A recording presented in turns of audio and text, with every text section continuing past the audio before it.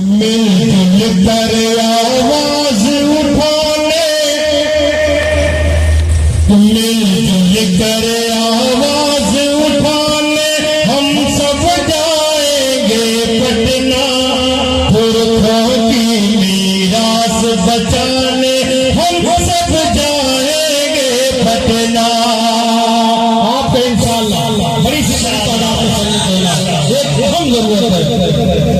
मिलजुल कर आवाज उठाने हम सब जाएंगे पटना। पुरखों की मीरास बचाने हम सब जाएंगे पटना।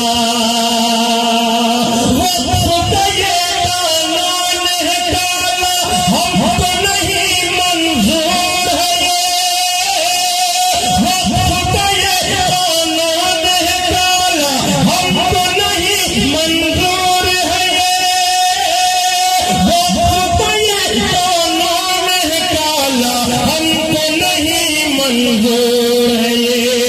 दुनिया को ये बात बताने हम सब जाएंगे पटना। मिलजुल कर आवाज उठाने हम सब जाएंगे पटना। हमारे देखिए नाज़ुल्लाह साहब की तरफ से फरमाइश हुई है और उस कलाम तक मैं धीरे धीरे पहुंच रहा हूँ। बहुत पुरानी फरमाइश।